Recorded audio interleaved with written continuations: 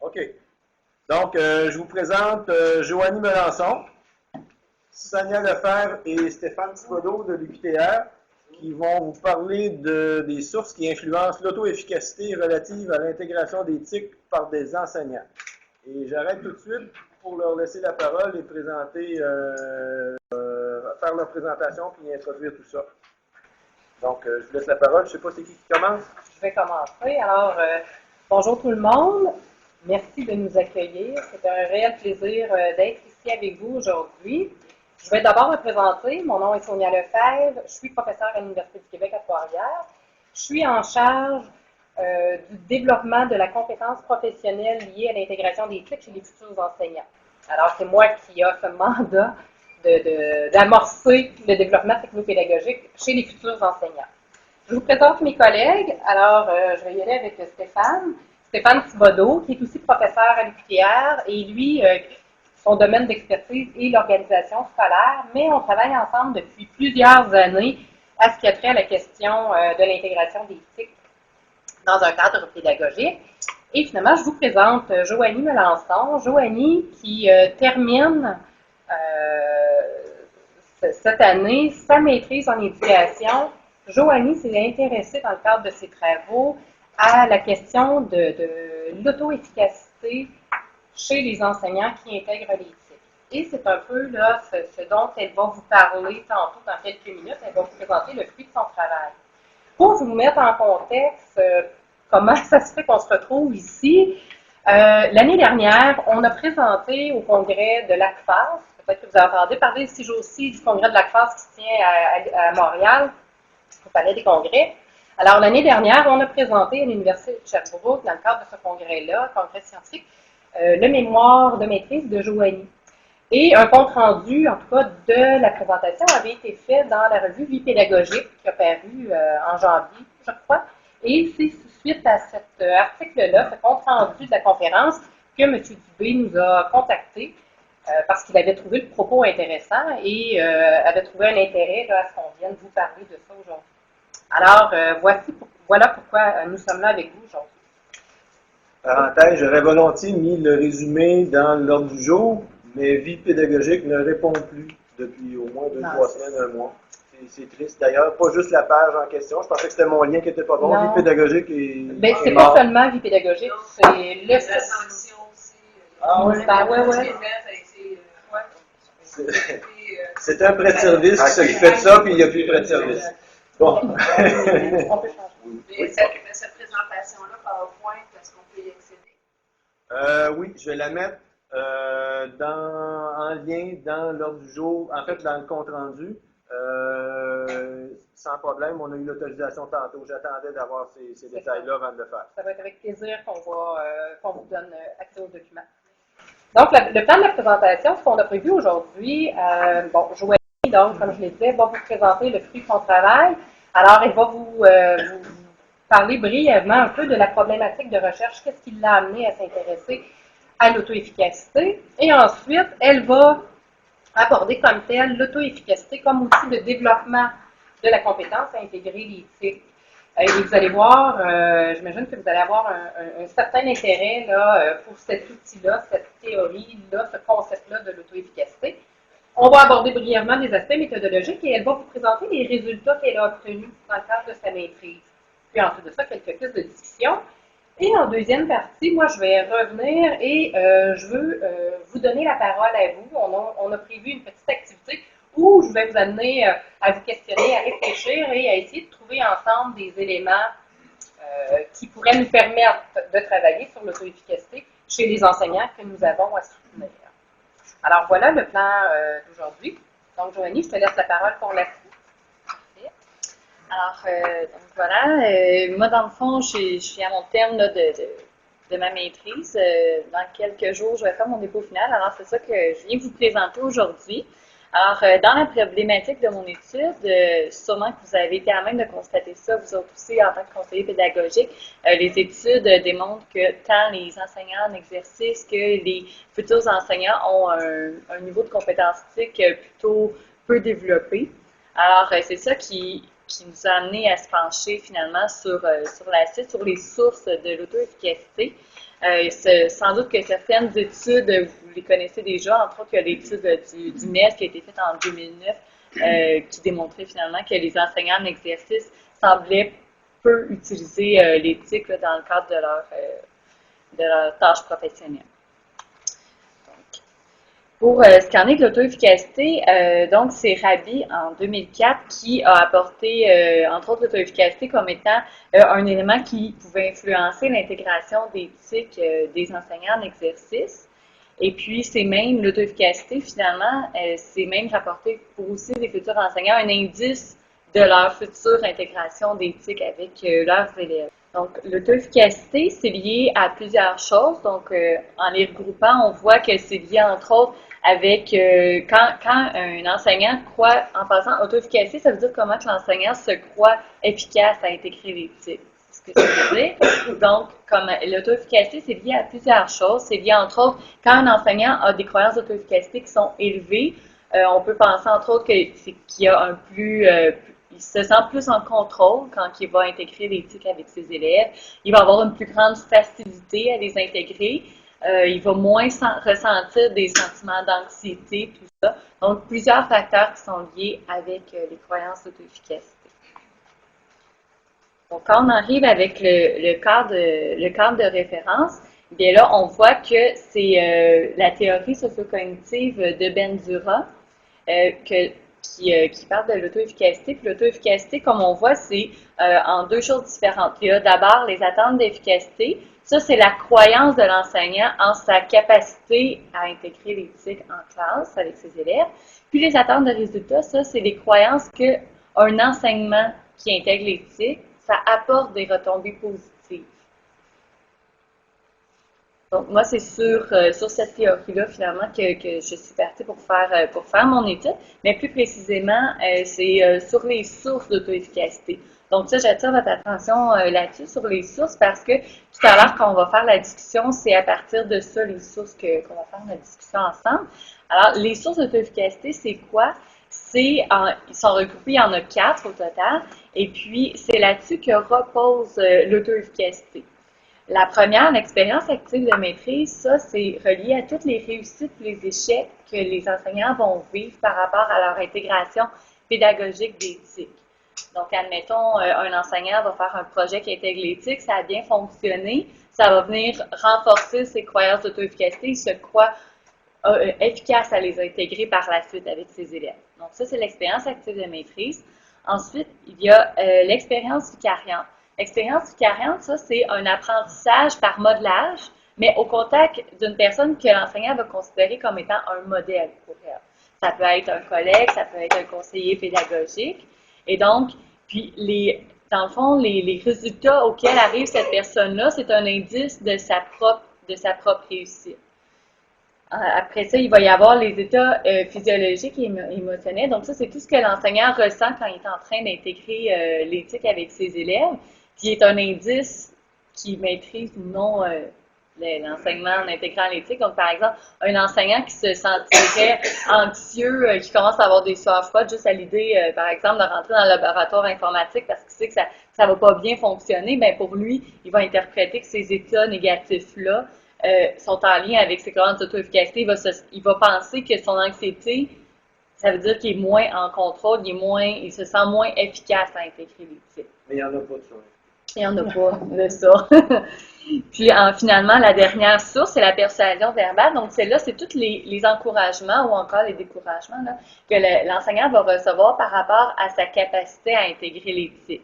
Donc, admettons qu'il y a une enseignante qui pense qu'il peut capable de, je sais pas moi, admettons, de mettre sur pied un projet qui intègre l'éthique, mais sa collègue va lui dire, écoute, j'ai essayé ça avec mes élèves l'année passée, tu vas être capable, ça va super bien aller. Bien, ces propos-là peuvent faire en sorte que ça va venir augmenter les croyances d'auto-efficacité de cette enseignante-là. Donc, dans le fond, ça, c'est comme le noyau de mon étude, là, les sources d'auto-efficacité.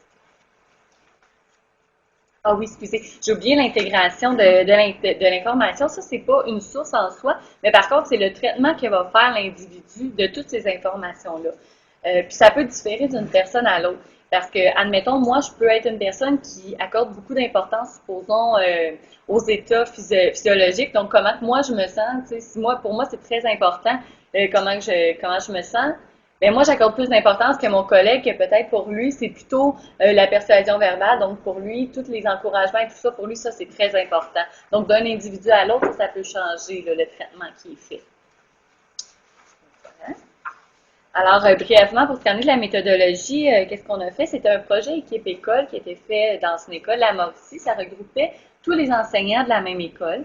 C'était le projet équipe-école, c'était le journal virtuel. Et donc, chacun des enseignantes était appelé avec ses élèves à faire différents projets qui étaient déposés sur le site Internet de l'école. Et donc, pendant ces 2 ans-là, les enseignantes recevaient de la formation et en plus de la formation, ils recevaient un soutien technopédagogique. Donc, en même temps qu'ils essayaient d'intégrer l'éthique avec leurs élèves, il y avait entre autres des étudiants de l'université qui étaient là pour les assister à intégrer l'éthique. Donc, au total, il y avait dans cette école-là 10 enseignantes qui ont participé. C'est 10 enseignantes du primaire. Et puis, la collecte des données, ça s'est effectué au printemps 2009. C'était par une entrevue semi-dirigée. Puis, l'analyse des données, ça s'est fait par une analyse de contenu. Donc, les résultats auxquels je suis arrivée, c'est qu'on remarque qu'il y a vraiment 2 sources de taux d'efficacité qui sont ressorties de façon importante là, parmi les enseignants. La première, c'est celle de l'expérience active de maîtrise, là, qui prend plus de la moitié de l'importance. Ensuite de ça, quand même non négligeable, là, celle des états vécus par les enseignants.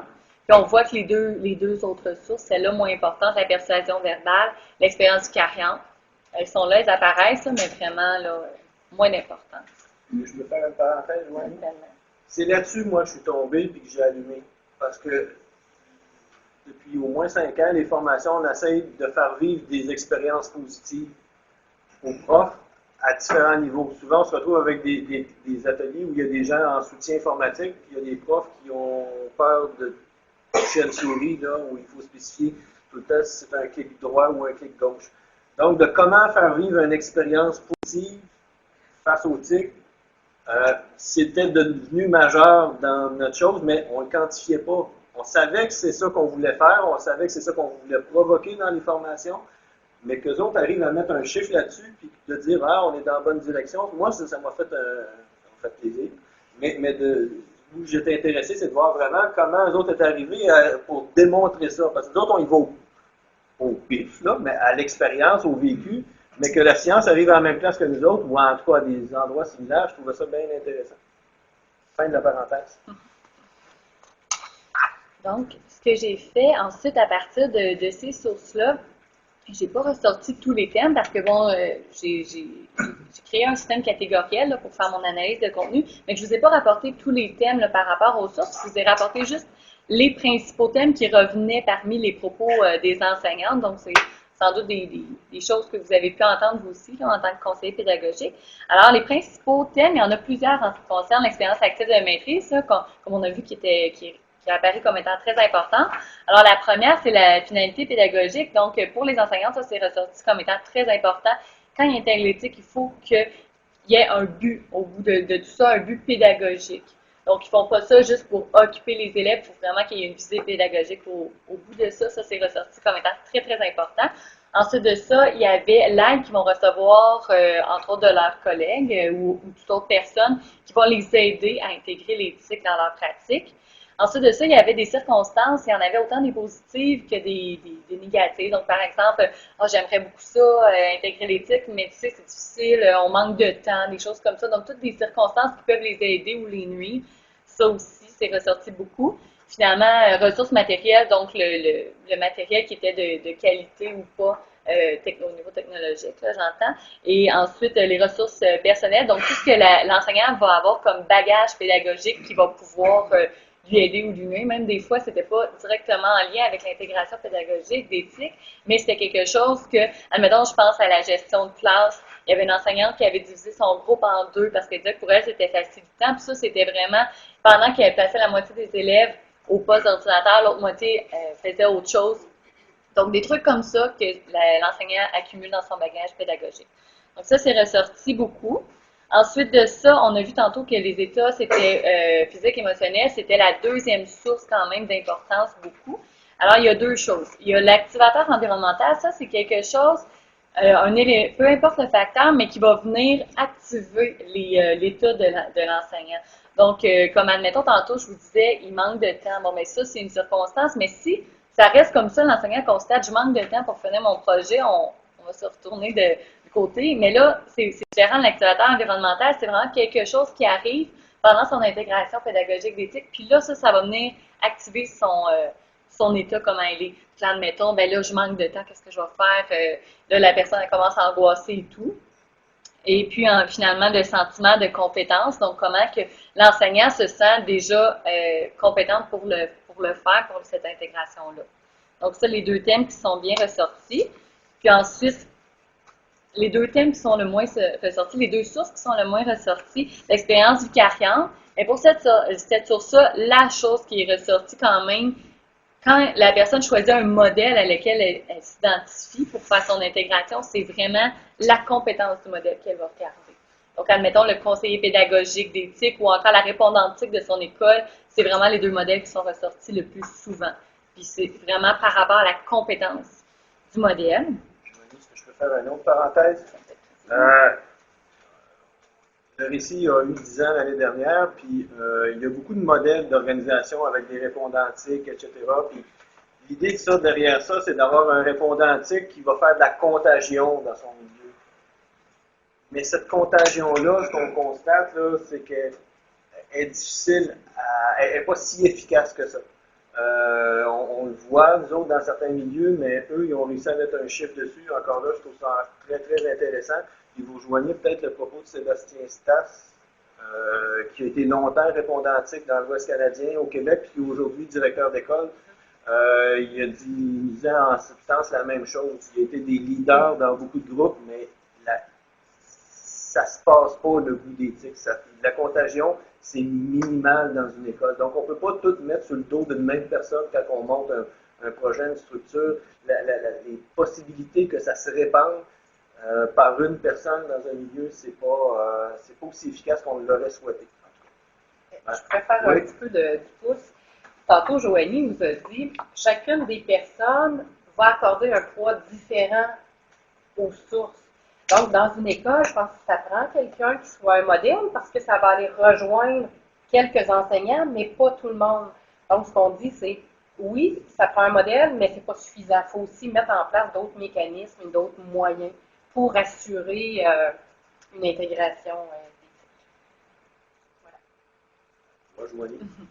Et finalement, la source qui est moins ressortie parmi les enseignants, c'est la persuasion verbale. Puis pour cette source-là, dans le fond, les deux thèmes que les enseignants m'ont parlé le plus, c'était le traitement de l'information, donc comment elles vont percevoir. Admettons, il y en a une qui me disait bon, ben moi, je reçois beaucoup d'encouragement, mais on va essayer de me convaincre, je n'aime pas l'éthique, je ne veux pas intégrer l'éthique. Bon, c'est pas qu'elle ne soit pas, il y en a de la persuasion verbale, mais c'est le traitement qu'elle va en faire qui est ressorti. Et ensuite, les propos qui se basent sur l'aptitude. Donc, vas-y, écoute, je le sais que tu es capable, tu as tout ce qu'il faut, mais là, en pratique, ça va bien se dérouler. Donc, ce genre de propos-là, c'est les deux thèmes par rapport à la persuasion verbale. Et ensuite, ce que j'ai fait ressortir dans la discussion de mon mémoire, c'est que parmi toutes les études qui ont été recensées, qui portent sur les sources d'auto-efficacité, il n'y a aucun consensus par rapport à l'importance des sources. Donc, moi, tout à l'heure, on a vu l'ordre des sources à lesquelles je suis arrivée, expérience active de maîtrise, état étant les deux principales, mais dans d'autres études, ces mêmes sources-là n'arrivent pas nécessairement au premier rang. Donc, il n'y a aucun consensus pour l'instant. Par contre, mes résultats arrivent en cohérence avec la théorie de Benzura. Benzura, lui, dit que c'est l'expérience active de maîtrise qui arrive en premier, puis ensuite de ça, il ne fait pas vraiment état de l'importance parce qu'il y en a des trois autres sources. Alors, ça, c'est arrivé comme étant pareil. Et puis, les deux éléments qui ont été soulevés pour expliquer ces résultats-là, en premier, il y a le contexte de travail enseignant. Donc, quand on pense à toutes l'expérience active de maîtrise, comme on dit, c'est les réussites, les échecs que vit l'enseignant par rapport à son intégration d'éthique. Puis, les états qu'il ressent, bien, ces deux sources-là, c'est en lien avec l'enseignant lui-même. comme on le sait, le contexte de travail enseignant, ben, c'est un travail qui se fait beaucoup en solo. Oui, on encourage beaucoup les pratiques de collaboration et tout, mais reste que l'essentiel de la tâche enseignante se fait beaucoup seul. Et moi, ce que ça faisait penser, c'est que ces deux sources-là, ben justement, ça a leur rapport avec l'enseignant lui-même seul. Tandis que les deux autres sources qui sont le moins ressorties, l'expérience carrière et la persuasion verbale, mais ça implique qu'il y ait d'autres acteurs. Donc, forcément, s'il y avait plus de collaboration, peut-être que ces sources-là ressortiraient davantage, mais là, pour l'instant, c'est pas ce qu'on voit. Et un autre élément de discussion, c'est l'intégration d'informations. Tu sais, tantôt, on disait que les enseignants vont accorder plus ou moins de poids selon le traitement qu'ils vont en faire et tout, ça dépend des enseignants. Alors, peut-être que pour les enseignants de cette étude-ci, que l'expérience active de maîtrise et les états, c'est ressorti comme étant beaucoup important, mais ça explique que dans d'autres études, peut-être que le traitement que ces gens-là en ont fait était différent et c'est pour ça que l'ordre des sources est différent que dans notre étude. Est-ce que vous auriez des questions par rapport à cette première partie que Joanie vous a exposée concernant est-ce que ça vous surprend? Est-ce que les résultats qu'elle a obtenus, est-ce que ça vous surprend? Est-ce que ça peut correspondre à la réalité dans vos milieux? Est-ce que les sources, les états physiologiques, émotionnels, vous avez pu percevoir cet élément-là chez les enseignants que vous soutenez dans vos milieux? Madame Lavoie? J'ai une question qui se situe en dehors du terrain que tu viens de circonscrire. C'est le terme vicariat. C'est la première fois que je vois ça. J'aimerais savoir d'où ça vient et pourquoi ce terme-là pour cette réalité-là. Excusez-moi, je vous ai dit que c'était en dehors du champ. Ça m'intéresse. C'est une bonne question. Mon Dieu. Vous avez des vicaires sur des évangélisés. Non, on est pas dans la religion. Non, Non, mais c'est c'est ça ça. de Il curiosité. n'y a pas d'autre sur quatre. Le préfixe, là, c'est vicaire, c'est certain. Ben, vicariat, c'est qu'il remplace qu'on pense en parlant d'une activité, d'une fonction de l'organisme qui supplée à une insuffisance fonctionnelle. Oui, c'est ça. C'est mieux, un vicaire. Vicariat qui remplace, qui compense en parlant d'une activité, d'une fonction de l'organisme qui supplée une insuffisance fonctionnelle. Ça, c'est Merci. Donc, la personne qui vient aider vient suppléer, si on veut chercher le sens de ça. Gardez en tête peut-être le pilier éthique, comment vous appelez ça? Oui, le modèle où on va aller, on va le regarder, on va analyser ce qu'il fait, puis on va essayer de prendre ce qui nous convient, on va essayer de le retraduire dans notre pratique. Alors, c'est vraiment d'essayer vraiment d'apprendre, de regarder quelqu'un et de faire qui fait du modelage finalement, et ensuite de ça, de retraduire, de reproduire ces comportements-là dans notre pratique. Mais le rôle du modèle, ça peut être, tu peux le voir comme quelqu'un qui observe une autre personne qui va aller apprendre en observant, mais ça peut être aussi, le modèle peut devenir un accompagnateur, un aidant, un mentor, Tout à fait. Tout à fait. Je pense que j'imagine que c'est pris dans les deux sens dans votre cas. Tout à fait. Et ce qu'on dit, c'est que plus moi je vais considérer ce modèle-là, alors plus ce qu'il va faire va m'influencer, plus je vais lui accorder de l'importance au modèle. Mais c'est pas parce qu'une personne est compétente et qu'en soi, elle est un modèle dans son milieu que ça va nécessairement apporter des résultats pour tout le monde. Peut-être qu'il y en a qui vont s'accrocher à ça. Mais moi, ce que je constate, c'est qu'il y a des modèles très forts. On prend juste André Boivin dans son centre. Est-ce que le centre évolue plus vite parce qu'il est là? Peut-être que certains vont aller l'utiliser comme modèle, mais à lui seul ne fait pas un changement organisationnel. C'est ça l'idée, là. Je pourrais juste rajouter avant de vous laisser la parole, le modèle aussi peut être le conseiller pédagogique, mais ça peut être aussi un enseignant qui est à l'école, ça peut être un collègue, ça peut être le directeur, la direction de l'école.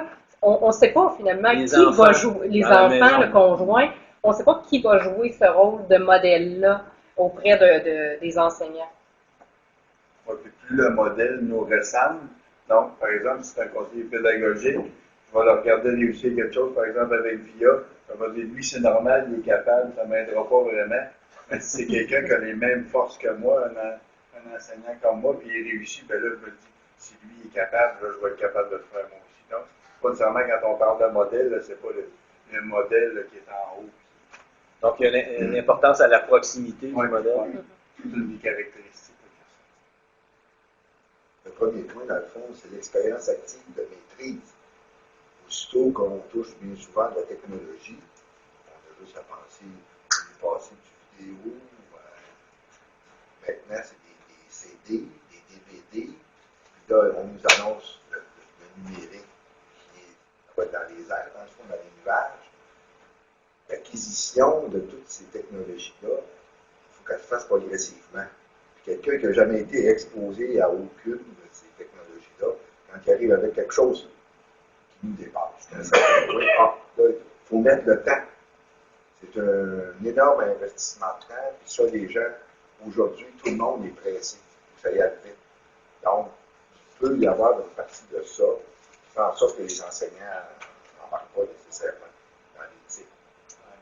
Mais moi, dans notre pratique, on peut résumer ça, c'est si je suis bon, je vais aimer ça, puis je vais progresser. C'est comment embarquer dans le cycle pour avoir une première expérience positive qui fait que là, la balle commence à rouler. Parce que tant que tu n'as pas eu d'expérience positive, c'est là que tu stagnes. Et c'est cette masse-là de beaucoup de profs quand même là, qui stagnent, qui ont besoin de faire partir leur roue par une expérience positive. C'est ça là-dessus, moi, j'essaie de mettre de l'emphase dans les formations. Mais c'est ça, c'est pas facile. BA, dans le fond. Ben, moi, je vais faire des liens avec d'autres travaux que je mène. Et je vous dirais, oui, intégrer l'éthique, ça demande du temps. Il faut vraiment le voir comme un processus à long terme.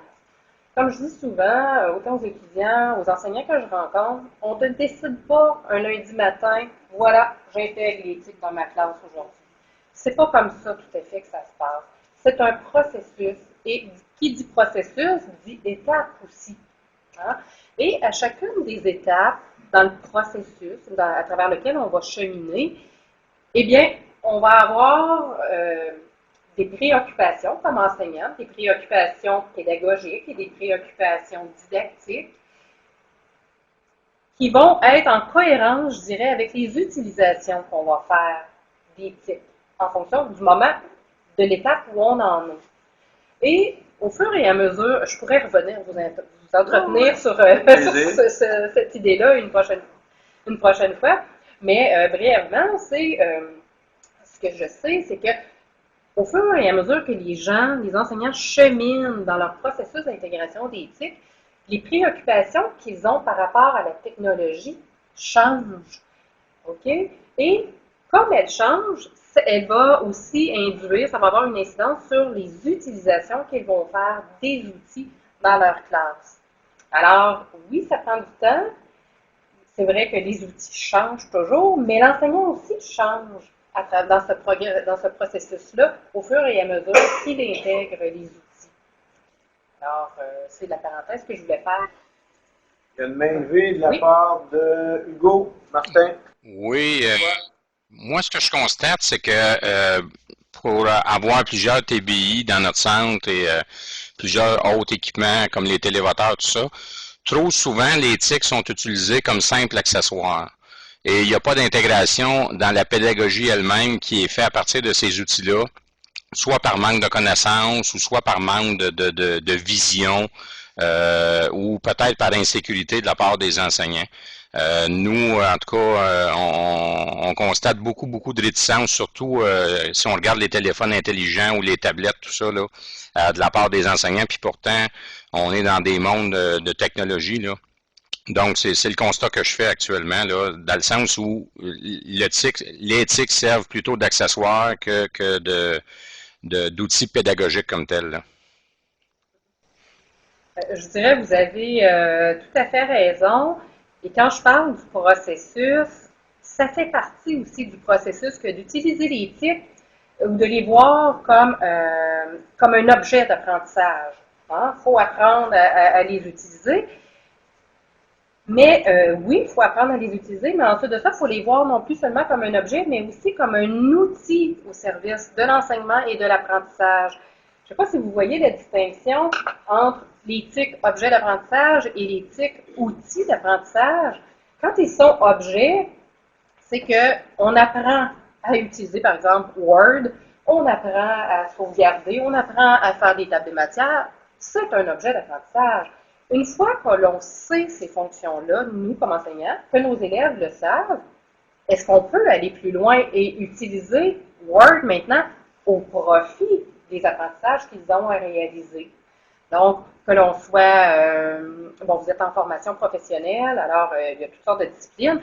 Est-ce qu'on peut maintenant utiliser Word qui va servir aux apprentissages, au contenu disciplinaire à faire apprendre dans chacune des disciplines qui vous concernent?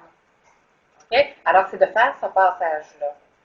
Et la compétence professionnelle est orientée beaucoup autour de ça. Un regard critique au regard du métier, dans les 2 ou 3 premières composantes. Je ne sais pas si vous aviez quelque chose d'autre. Il y avait une main levée là-bas, oui. Sinon, mais est-ce que c'est un bon moment? On peut prendre la question, ensuite de ça, je vais enchaîner avec mon activité. C'est comment contribuer au développement de l'auto-efficacité. Moi, j'associe beaucoup l'utilisation et l'intégration des technologies à l'innovation pédagogique. Puis, pour moi, l'innovation pédagogique, c'est un peu en lien avec la compétence 11, là, le développement. On s'engage dans un développement professionnel. On a une forme de responsabilité comme professionnel, comme enseignant.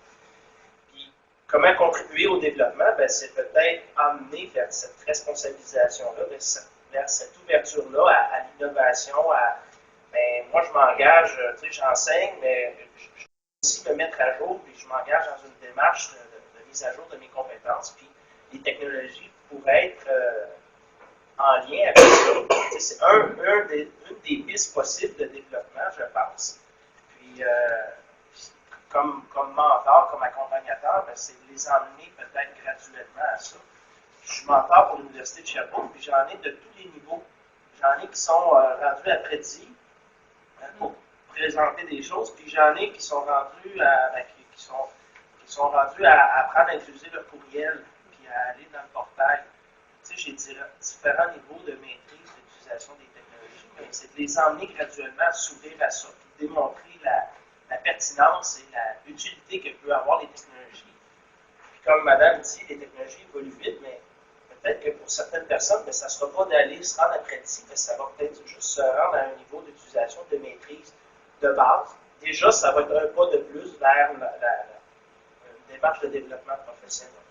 Et ce qui va être un sommet pour quelqu'un va être le point d'entrée pour un autre. C'est pas linéaire, l'éthique, hein? C'est pas le traitement de texte, les présentations aussi, ça, c'est très circulaire comme développement. Puis à la limite, il y a des choses qui vont être absolument inutiles pour un prof et pour un autre, ça va être capital dans sa pratique avec ses élèves. Là. Juste terminer, on ne peut pas pousser non plus quelqu'un à aller à un niveau d'utilisation, un méga utilisateur, si lui ne veut pas. Je vais faire des liens avec ce que je disais tantôt. 2 choses. D'abord, vous parlez de développement professionnel. Dans le libellé de la compétence professionnelle liée aux TIC, il y a une composante qui dit que les enseignants doivent être en mesure d'utiliser les TIC pour justement se créer des réseaux et accroître leur développement professionnel. En ce sens-là, le lien que vous faites est tout à fait exact et tout à fait adéquat.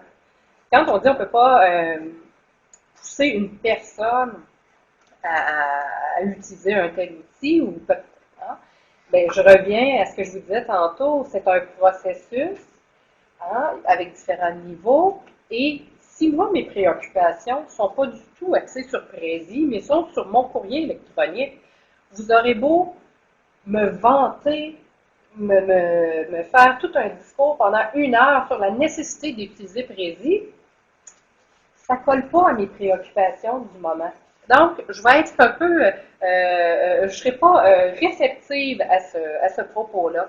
Et en ce sens, donc, c'est très important, je pense, comme formateur pour nous, d'être sensible aux préoccupations de nos enseignants, de ceux qu'on soutient, pour être en mesure de répondre le plus adéquatement possible à leurs besoins, soit par le support, par la formation qu'on va leur donner. Et ça m'amène donc à vous poser la question, comment on peut faire pour amener nos enseignants à se sentir plus efficaces à intégrer l'éthique en fonction des 4 sources que Joanie vous a présentées tantôt. Donc, comme formateur, qu'est-ce qu'on peut faire, qu'est-ce que vous pouvez faire pour accroître l'expérience active de maîtrise chez les enseignants? Qu'est-ce qu'on peut faire, qu'est-ce que vous pouvez faire pour accroître l'expérience vicariante, les expériences vicariantes chez les enseignants? Qu'est-ce qu'on peut faire pour accroître justement la persuasion verbale et finalement pour favoriser des états physiques et émotionnels positifs? Alors, je vous lance la discussion. Je ne sais pas si vous avez besoin peut-être de 2 minutes pour y penser, puis ensuite on partage, mais j'ai quelques suggestions à vous faire, mais j'aimerais... Marcel Favre, là-bas, avait déjà la solution. Et en fait, c'était un commentaire qui est très directement en lien avec la question que vous venez de poser. C'est qu'il y a déjà quelqu'un qui a fait une analogie, l'apprentissage d'éthique avec l'apprentissage de la cuisine, par exemple. Alors, quand on apprend à cuisiner, ça pourrait être l'apprentissage de la natation, ça pourrait être l'apprentissage du ski, on peut prendre un document, on peut prendre un guide, on peut prendre un volume, on peut étudier ça et essayer de le faire soi-même. Ce qui est beaucoup plus facile, c'est de le faire avec d'autres. Quelqu'un va nous le montrer. Alors, moi, je suis persuadée que l'apprentissage d'éthique, ça passe par là. Ça doit être un apprentissage d'abord collectif avec quelqu'un qui est davantage en maîtrise que soi, premièrement, et collectivement par petits groupes. C'est pour ça que l'idée, si on fait la boucle avec la proposition de ce matin, l'idée des webinaires avec des enseignants qui seraient regroupés, 3-4 enseignants plus intéressés dans un local de classe, bon, c'est déjà quelque chose qui vient toucher à ça. Et l'aspect collectif, avec quelqu'un qui est en maîtrise, et aussi par des projets. Donc, qui peut intéresser un enseignant à se diriger vers un apprentissage de cet ordre-là. Ça peut être un projet pédagogique qu'il a avec ses élèves, mais qui, pour lequel il aurait besoin de développer une petite particularité technologique. Et à ce moment-là, ça peut entrer en ligne de compte avec ses intérêts personnels. Et puis, par rapport au fait que la technologie est certes évolutive, il me semble qu'il y a au départ un premier tour de roue à donner. Et qu'après ça, quand on a commencé à comprendre le langage, c'est plus facile, même de façon individuelle, de continuer d'évoluer par la suite. Oui, c'est sûr que ça bouge tout le temps, mais si on sait comment ça on est capable de se repérer sur un PC, on va être capable de se repérer sur un Mac, on est capable on a déjà une certaine compréhension de base. Alors, il me semble que c'est là où il faut essayer d'aller atteindre les gens sur ce premier tour de roue-là. Et voilà, je pense que collectivement, c'est peut-être quelque chose de facilitant. Donc, pour répondre aux états physiologiques et émotionnels positifs, c'est peut-être une bonne voie. Je ferai un lien aussi avec l'expérience vicariante. Quand vous parlez de webinaire, si on peut prendre connaissance de ce que d'autres font, alors peut-être que ça va me donner aussi des idées, puis ça va me donner le goût d'essayer des choses. On parle vous avez parlé aussi de projets avec les élèves. Moi, je pense qu'on peut faire un lien avec l'expérience active de maîtrise, dans le sens aussi, comme Joanie disait, si je donne donc une finalité pédagogique avec un projet, alors je vais vouloir m'investir. Et là, la roue va commencer. Je vais faire un petit pas. Hein. Moi, je compare aussi l'éthique à une démarche par petits pas. On y va un petit peu à la fois. J'ai circonscrit mon utilisation dans un cadre pédagogique. Alors, je me lance dans de premières expériences qui sont couronnées de succès. Ça me donne le goût d'en faire d'autres par la suite. Alors, j'accrois l'expérience active de maîtrise de cette façon-là. Une question? Oui, vas-y, Hugo. On n'entend pas. Hugo, Oui, Martin. je pense que, en tout cas, dans un avenir proche, je pense que la maîtrise d'éthique jusqu'à un certain niveau devrait devenir une condition d'embauche sine qua non pour les nouveaux enseignants, au même titre que la maîtrise du français l'est actuellement, là, tout ça. Et j'ai une question en même temps. Est-ce que dans le bac, est-ce qu'il y a une formation, est-ce qu'il y a un cours qui est obligatoire sur l'éthique pour les étudiants au bac actuellement? OK, alors oui. Le bac en FP ou le bac aux jeunes? Moi, je suis au bac en formation générale, aux jeunes. Mais il y a des gens qui étudient ou qui supervisent ici. Le cours, il arrive pas mal tard. Hein? Le cours d'éthique, si ma mémoire est bonne, est-ce qu'il y a des gens qui voudraient répondre ici? Martin? Ben, à l'Université de Sherbrooke, c'est dans la phase 1, il y a un peu d'initiation au niveau des moyens d'enseignement en lien avec l'éthique. Dans la phase 2, c'est un cours de 7 crédits au niveau de la planification, CFC 201, 202. Il y a une fin de semaine où on va traiter des technologies et du potentiel pédagogique d'éthique. Puis sinon, ben, ça va dans la phase 4 où il y a du perfectionnement, là, quand il faut que tu complètes, aller chercher des crédits. Là, dans les crédits de perfectionnement, en lien avec la pédagogie, tu vas avoir des cours spécialisés sur l'intégration d'éthique. Donc, ça, c'est la structure au niveau de Sherbrooke. C'est pas une question, c'est un commentaire. Parfait. Il faut penser qu'en formation professionnelle, nos enseignants qui arrivent, c'est des gens de terrain. Hein? Ils n'ont pas une formation préalable avant de commencer à enseigner. L'enseignement, je veux dire, tout ce qui est en lien avec la pédagogie, c'est la suite quand ils commencent à faire de la suppléance. Mais il ne faut pas penser là, que nos profs vont arriver et ils vont avoir une formation éthique avant de pouvoir commencer à être à l'emploi d'un centre de formation professionnelle. Je pense que c'est de rêver un peu. Là. OK. Il y a Laurent Conil, Mme Nadeau, puis Stéphane Paré. Je l'écoute, on a pris le point sensible. Là. Oui. Oui, Laurent. Oui, ben moi je voulais juste partager mon expérience en tant que, si on dirait, de sélectionner en fonction de ses compétences TIC à l'entrée du marché du travail en enseignement. Moi, je savais même pas que PowerPoint existait, puis Word, là, j'étais à peine capable de taper avec un doigt. Donc, j'étais loin de pouvoir être embauché à ces conditions-là. Mais je trouve personnellement, de mon expérience à l'université, là, je suis en train de finir mon université à l'université de Sherbrooke. Je pense que, au même titre que c'était très important que je fasse mes cours de français, moi j'ai fait le choix de faire mes cours de français parce que l'option était là de les suivre dès le début. C'était le seul choix que je pouvais faire en même temps que mes premiers cours. Donc je l'ai fait, puis j'étais très content. J'avais vraiment des faiblesses en français, j'en ai encore un peu, mais beaucoup moins. Mais je pense qu'on devrait aussi rendre accessible les cours en informatique et vraiment des cours de base là, comme moi j'aurais eu besoin comme de base, mais simplifier, verbaliser, puis éviter d'avoir une peur à travers ça, parce que je trouve que justement il y en a qui sont très compétents, d'autres qui ne le sont pas. Puis après peut-être 2 ans qu'on est à l'université, qu'on est dans le milieu, on voit il y en a qui sont loin devant, qui ont beaucoup d'aisance avec la rédaction sur Word qu'on nous demande à l'université, ou des fois des présentations PowerPoint. Puis d'autres que de suite ça leur fait peur, ça les bloque. Alors je pense que ça fait que confirmer la peur et l'état négatif lié avec l'informatique. Alors que, à mon avis, surtout en FP, là, les gens, effectivement, il y en a beaucoup, et j'en faisais partie, qui n'avaient aucune connaissance en TIC. Si dès le début, on m'aurait fourni déjà des outils de base pour démystifier ça, puis connaître aussi, parce que PowerPoint, moi, je l'ai connu à ma première année d'enseignement, peut-être le connaître, puis l'essayer, encadrer à l'université, ça aurait été très agréable, à mon avis, puis utile pour beaucoup.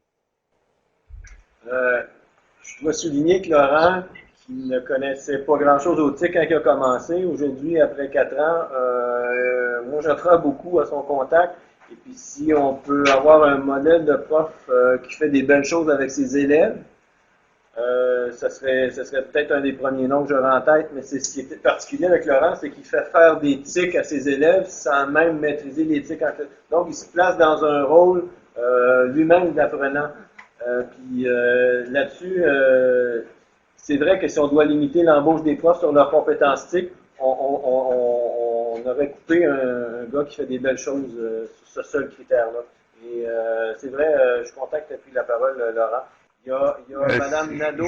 Juste une petite chose, là, je prends pas longtemps, mais quand on disait de la formation, justement, moi, j'ai pas beaucoup reçu de formation à l'université, mais ça a été beaucoup, en fait, je trouve, mes élèves, justement, qui ont été mes plus grands formateurs et accompagnateurs dans l'insertion d'éthique et surtout le web 2.0, tout ça, là. Facebook, moi, c'est mes élèves qui m'ont appris. Téléphone intelligent, j'en ai même pas moi, donc c'est eux qui m'ont appris, qui créent avec moi tous les jours des nouvelles utilisations avec ces outils que je n'ai même pas moi. Bon, ben, garde-toi une présence pour le prochain webinaire à l'automne, Laurent. Est-ce que je peux juste faire une parenthèse? Je trouve ça fort intéressant ce que M. Laurent nous dit. Et là, je fais un lien avec l'expérience vicariante de la sourde. Donc, le modèle, ça peut aussi être nos élèves. Hein, nos élèves peuvent être des modèles pour nous où on va apprendre d'eux.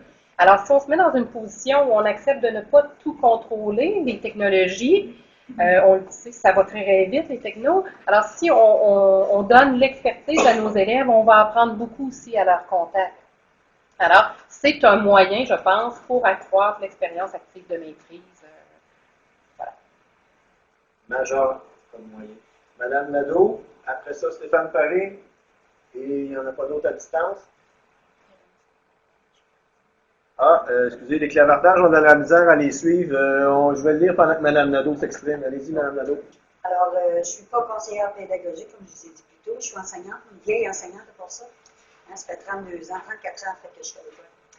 Alors, quand j'ai commencé, moi, c'était la dactylo, etc. Hein? Alors, il faut avoir beaucoup d'humour. OK? C'est la première des choses. Si vous voulez parler de quelque chose à vos nouveaux enseignants ou vos vieux enseignants, il faut avoir de l'humour. Parce qu'il faut reconnaître qu'on se trompe, qu'on n'est pas bon, il faut le dire ouvertement, puis avec ça, ça nous aide beaucoup. Bien aimé le commentaire de madame, quand on arrive à l'enseignement professionnel, il faut d'abord et avant tout être un expert ou quelqu'un. Il faut connaître le domaine dans lequel on enseigne. Le restant, là, excusez-moi, mais ça devient de la frime un peu. Il faut utiliser ça pour passer les connaissances. Il faut avoir du dosage aussi, parce que c'est très facile d'étourdir. C'est beau. PowerPoint, ça grouille avec des petits brins, des petits bidules, là, tu sais. Smartboard, moi j'utilise le tableau interactif, alors amener une petite bulle avec du lait. C'est de la frime, ça. Il faut faire attention. Si vous voulez commencer aussi, j'aurais des affaires à dire pendant 2 heures là. Si vous voulez commencer, et une des premières choses qu'il faut savoir, puis ça c'est une chose que j'utilise quand j'enseigne, quand on veut essayer de persuader, il ne faut pas parler de raison, il faut parler d'intérêt. Donc c'est la même chose avec vos enseignants. L'autre affaire que j'ai à vous dire aussi, c'est beau les nouvelles technologies, mais de plus en plus en formation professionnelle, on doit faire face à des classes où on a des troubles d'apprentissage majeurs. Des troubles de tout, hein.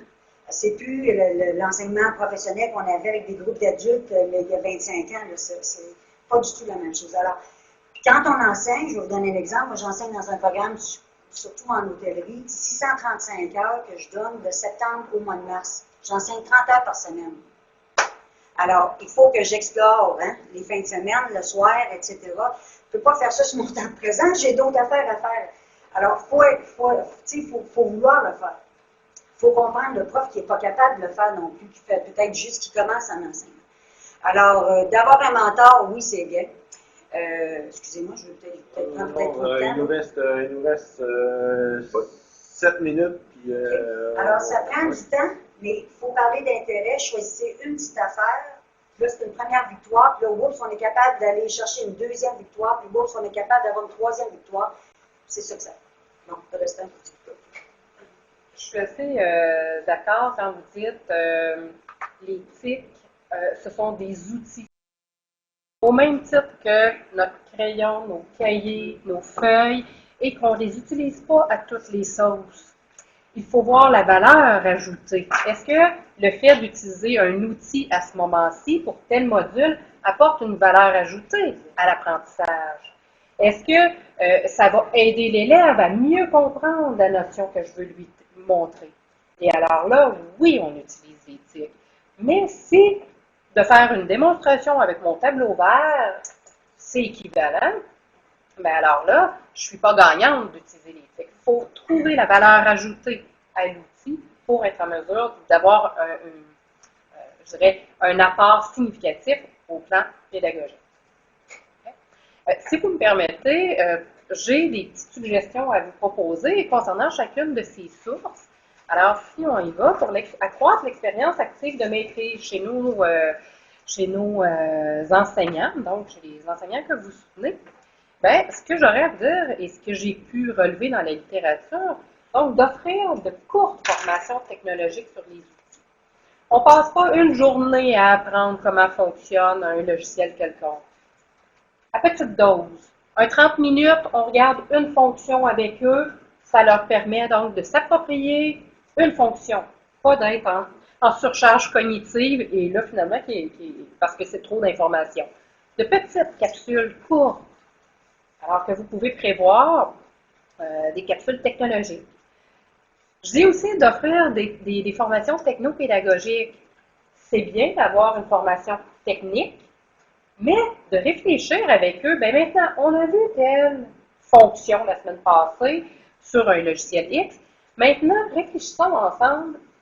Quel lien on peut faire? Comment cette fonction-là peut vous être utile dans la discipline que vous enseignez, dans le module que vous êtes en train de travailler? Donc, d'aider les enseignants à faire cette réflexion-là au plan pédagogique, de voir, ben, est-ce qu'il y a vraiment une réelle valeur ajoutée à utiliser cet outil-là dans ta discipline? Okay? Donc, d'amener les enseignants à avoir un regard plus critique aussi par rapport aux différents outils. Alors ça, je pense que vous pouvez les aider parce que ça ne se fait pas là, de façon instantanée. Demandez à vos enseignants peut-être d'accroître le recours quotidien qu'ils font au TIC, de se donner de petits défis. Et là, quand c'est possible et quand c'est pertinent de le faire, vous avez vu avec eux une petite fonction d'un logiciel X. OK, est-ce que ça serait possible pour toi de te donner un défi de l'intégrer, cette fonction-là qu'on a vue ensemble, que tu maîtrises, dans le cadre du prochain mois? Pourrais-tu essayer de l'utiliser dans le cadre d'un cours? On a une question? On va terminer avec Mme Lefebvre, Laurent, avant de prendre la question. OK. Et je vais faire appel à des apprenants experts. On en a parlé un petit peu tantôt. Nos élèves, il y en a qui connaissent. Ils sont nés avec ça. Ils en connaissent beaucoup et beaucoup plus que nous par rapport aux technologies. Donc, essayons, faisons appel à leur expertise. Okay? On peut passer à l'autre maintenant pour accroître l'expérience vicariante. On a parlé tantôt un peu de mentorat enseignant-enseignant. Est-ce que c'est possible dans vos milieux de jumeler? On le dit avec Joanie, souvent la tâche d'un enseignant, c'est une profession où on est plutôt seul. Est-ce qu'il n'y aurait pas possible de faire des jumelages entre enseignants, d'instaurer une bonne collaboration CP-enseignant? Est-ce que, comme CP, je suis accessible, je suis facilement rejoignable si un enseignant a besoin de moi? Est-ce que je me déplace dans les écoles, dans les milieux? Encore là, ça peut être un autre moyen. Inciter les enseignants à participer à des congrès, colloques, comme la COPS, que vous connaissez, hein, l'Association québécoise des utilisateurs d'ordinateurs primaires, secondaires. Pas nécessairement, parce qu'il n'y a pas de volet FP à la COPS. Ah oui, c'est vrai. Avez-vous un colloque similaire? Il y a des colloques d'association. L'orientation est beaucoup faite autour des métiers, des secteurs. Donc, tu vas avoir un colloque en santé, un colloque dans le secteur commerce. Et dans ces colloques-là, on est appelé à faire des présentations. Mais un colloque TIC, ça n'a jamais existé en FP. Mais moi, je pense que même si ça s'adresse à des enseignants du primaire, du secondaire, d'aller voir ce qui se fait ailleurs aussi comme expérience. Je pense que ça peut être des sources d'inspiration. Puis on peut dire, avec des petits au préscolaire, on utilise par exemple les iPads déjà. Bon, c'est quelque chose que j'aurais jamais pensé. Mais c'est inspirant. La problématique, c'est les libérations pendant les dates de la COPS. Et en plus, le colloque à COPS, c'est quand même cher. Et plus que bien d'autres. Oui, je suis d'accord avec ça. En tout cas, il y a des réalités. On a essayé. Oui, OK. En tout cas, ou sinon, peut-être de se donner des moyens de partager, d'échanger, je pense, sur nos réussites. Là, je disais, est-ce que vous avez un bulletin mensuel où les enseignants peuvent rendre compte de ce qu'ils font? Ça aussi, hein, à chaque fois qu'on peut avoir accès aux témoignages, aux expériences des pairs, ça peut être fort intéressant. Je disais d'assouplir les modalités en termes à l'école. Si les enseignants peuvent se regrouper à deux et avoir la chance de travailler, donc si on peut amener les ordinateurs dans les classes, vous voyez, tout l'assouplissement des modalités qu'il peut y avoir à l'école, ça peut avoir aussi une incidence positive. On peut poursuivre avec la persuasion verbale. Moi, je pense comme formateur, un de mes rôles est beaucoup de privilégier le renforcement positif. Alors, de souligner les bons coups quand je les vois chez mes étudiants. Alors, peut-être que pour vous, vous pouvez aussi souligner les bons coups de vos enseignants quand ils font des activités TIC. Et ça, ça fait du bien.